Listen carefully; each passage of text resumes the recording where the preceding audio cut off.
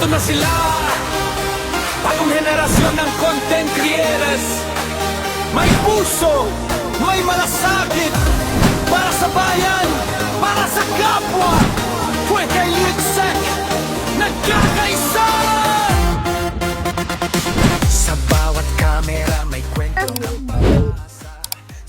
Good morning, magandang umaga na. Nandito po kami ngayon sa isang area ng barangay Calaucan na Pontiac City para pagpatuloy yung aming vision and mission ng tumulong sa ating mga kababayan, mga nangangailangan. At nandito po kami ngayon, kasama ko po ang grupo ng The Charity of Milk Creator 2026. Ang ating idol, Paris Vlog. Support po. Morning po. At si Kabungal Vlog. Support naman po mga idol. Kasama ko rin po ang news ng aming grupo, walang iba, ang mabait na vlogger, Madam Fred.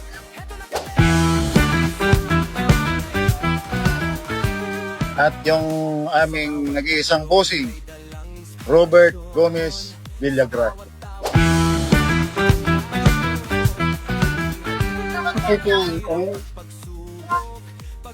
Meron pa po kaming kasama ang isa, si Idol Pops Joe. Support po ang kanilang mga page and channel. At ang nag-iisang Christian Lucas Kabatak Vlog.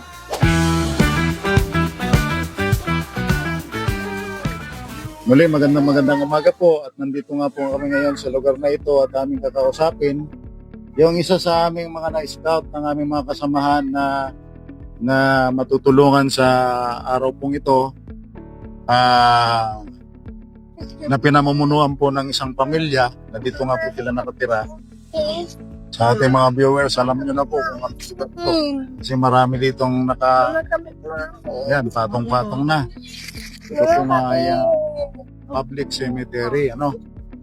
At na-scout po sila ng aming grupo para mapaabutan ng kaunting tulong. Nandito po ngayon ang ama ng tahanan, kahit na ganito lang yung bahay. Ano pong pangalan nyo? Si Kuya RJ. Si ate, anong pangalan nito? Mayra po. Mayra. RJ, ano ka po? Kuya? Apelyido niyo po. Bautista. So, ilan po yung anak ninyo? Ayan, dalawa yung anak nila. Ano naman po ang pinagkakabalahan niyo sa araw-araw? Pinagkukuhanan niyo ng panganap buhay?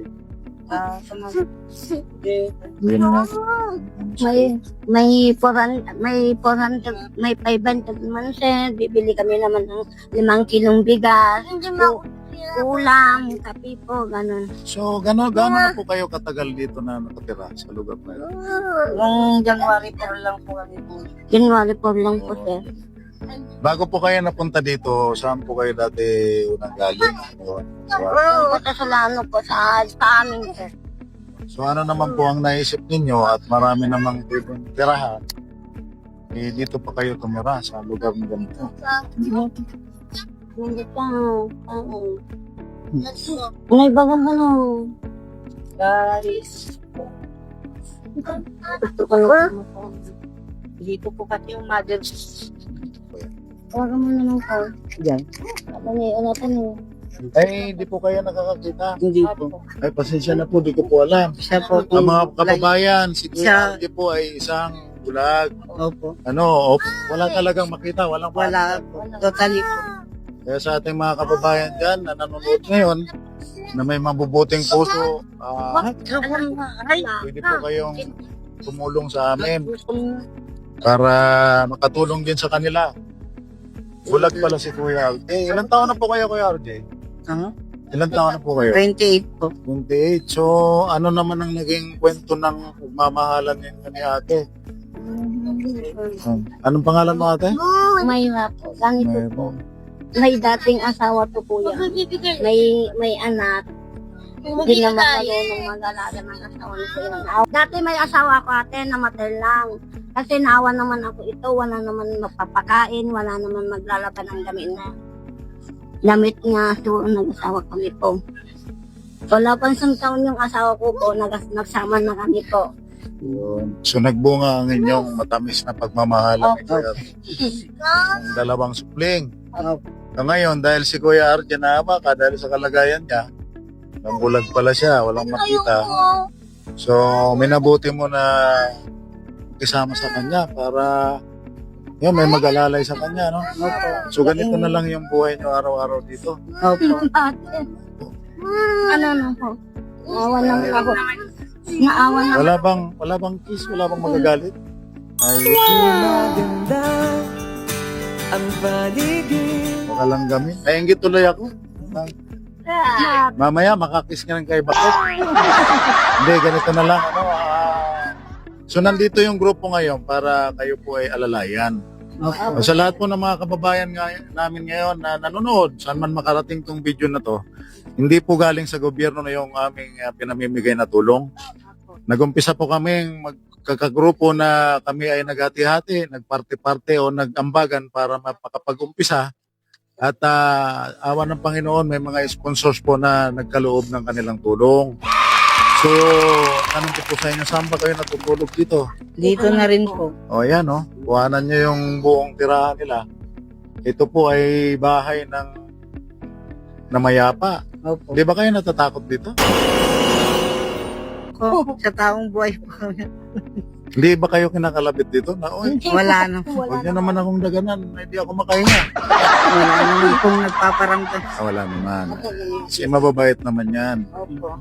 O kaya, so ganito lang ang buhay nyo. Saan kayo? Diyan lang kayo umiga. Anong yung pangsapin nyo dyan? Panik na lang. So ito lang yung mga gamit ninyo. Opo. Nandito po ang ngayon, grupo para bigyan kayo ng kaunting tulong. Ay pag kayo po ay nawiwiwi o nadudumi, saan kayo pumupwesto? May arinola naman. Tatapo. Baka saan nyo tinatapon dyan? Sa malayo na lang po. Baka maitsahan nyo yung pandyan. Magalit. Hindi naman. Oo, kawawa talaga yung kalagayan nila, mga kababayan. So, ang gobyerno po, meron bang pakialam sa mga kagaya ninyong ganito kahirap? Nabibigyan ba kayo ng gobyerno ng tulong pag may mga ayuda? Meron naman, Meron naman. pero kung sila. Dito, sa ngayon, sa kasalukuyan, may natanggap na ba kayo? Wala po. Wala. Wala po. O nananawagan din kami sa gobyerno. No, kung malaking tao ka man, kung anong gobyerno ka, pansinin nyo naman po yung aming mga kababayan. Huwag naman sobrang marami na kayong pera, ipamigay natin sa kanila. Opo. Kasi yung kalagayan nila, tingnan nyo, walang matirahan. Pati yung mga namayapa dito, dito na sila. Mas masaya pa silang makisama dito sa mga nakahimlay dito. Kasi siguro, tahimik dito, ano kuya? Tahimik ba dito? Tahimik po. Hindi, wala mang maingay dito pagka ating gabi. Wala. Kami na rin po yung mga may... Wala ko, may nagsasayawan dito, wala naman. Wala naman. Yung dalawang bata lang pasaway ko meron. O kaya, tulungan po natin. Sa totoo lang, mahirap po yung buhay talaga. Opo, mahirap. Maging kami man po, walang mayaman sa grupo namin, mahihirap din kami. Opo. Kaya lang talagang nagsama-sama kami na pare-parehas ang hangarin namin. Yung puso namin na makatulong sa ating mga kababayan na nagtigaw sa buhay. Kami man din, may mga trabaho din kami. Pero inilaan po namin, naglaan kami ng isang araw para makatulong. Ngayon, araw-araw nang lilimos. Opo. Magkasama po kayo. Sama-sama mo po yung dalawa, sir. Kaya ano naman ang nararamdaman niyo sa ngayon? Di ba kayo naiiyak sa nangyayari sa buhay? Natutuwa po sa tulong niyo po. Masaya po kami, sir. Pasalamatan po namin pasalamatan niyo po yung meron po kaming ibibigay sa inyong tulong na yan po napagtulong-tulungan ng grupo at ng mga ibang sponsors din, Salamat po. dahil kayo po ay walang banig, Wala po. ito po, bibigyan namin kayo ng higaan. Salamat. Pasalamatan niyo po yung nagbigay. Pasalamatan, harap po kayo dun sa harap. Sige, sa ano pa. Bahala. Maraming salamat po sa sa Maraming amin. salamat ka mo kay Ate Janet Nelson Maraming salamat po kay Ate Janet Nelson. sa binigay Big- mong banig. Binigay niyo pong At Rogelio Helio. Salamat din. mayroon din pong kasama yan na bigas. Yung bigas, ito po ay sponsor din ni Ate Janet Nelson. Pasalamatan mo. Maraming salamat po kay Ate Janet Nelson. At mayroon namang tinapay. Dahil ako po si Kapanadero Vlog, ang hirap naman na kapanadero ako, wala akong tinapay. Kaya yung tinapay po, ito naman po ay galing ikaw. sa bakery ko. Salamat po. Ang Kamo. Kapanadero Salamat Street Shop. po kay Tito. Salamat po. Sa tinapay. Salapay. Oh, yan. At mayroon pa po kayong counting groceries dito na ito po ay pinagkaloob ng ating ito may pansit kabagan. Sa lahat po ng gusto mag-order, puntahan nyo po yung GBA Food Product. Maraming salamat Sir Glenn Velasco Andres Salamat. sa iyong binigay na tulong sa ating mga mahihirap na kababayan. Salamatan niyo po Salamat si Sir po. Salamat. Sir Glenn Gamo Velasco Andres. Sir, salamat po kay Sir Glenn Velasco Andres. Sa binigay mong. Sa binigay mong tulong po sa amin. At mayroon pa po tayong dito, mayroon pa po tayong ito, may noodles. Pinagkaloob po ng family ni Idol Sir Rogelio Helio at sa kanyang may bahay na si Huwag mo masisira. Ma'am Sophia. Maraming salamat po sa binigay ninyo na tulong. May kape pa. Yan, may kape. Yan, pasalamatan niyo po si Sir Rogelio Helio, pati misis niya. Maraming salamat po sa Yan po, at mayroon pang asukal. Muli, magandang umaga po sa inyo lahat. At magpasalamat din kayo. At manawagan din po kayo sa lahat ng mga nanonood. O magpasalamat kayo sa lahat ng viewers nanonood. Mama, no! Mama! Mama! Mama!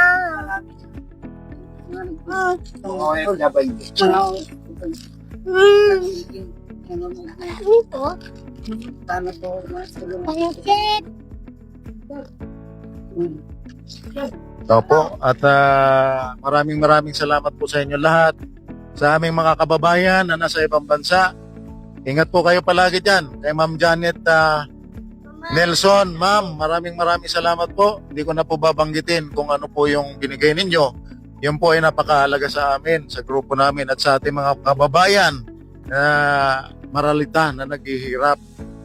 Pagpalain po kayo ng Panginoon sa lahat ng inyong ginagawa. Ang Diyos po magbalik sa inyo at sa lahat po ng nagbigay ng tulong. Ito, galing kay Idol Bossing Sir Glenn Velasco Andres, ang GBA Food Product. Maraming salamat, Sir, sa iyong binigay na tulong. At sa lahat po ng nagbigay, at kay Sir Rogelio Helio at kay Ma'am Sophia, maraming salamat po. At hindi lang po dito nagtatapos yung aming pagbisita sa inyo. Babalik-balikan po namin kayo. Magpakabait lang kayo. At marami pong nanonood sa atin. Okay lang ba na i-upload namin tong video na to? O pag may maawa sa inyo, magbigay ng tulong, i-attend po namin yan dito. Yan lang po. At maraming salamat. Muli, ito po ang samahan ng The Charity of New Creator 2026. Maraming salamat and God bless you all. Heto na sila, bagong henerasyon ng content creators. May puso, may malasakit, para sa bayan, para sa kapwa. Pwede yung nagkakaisa.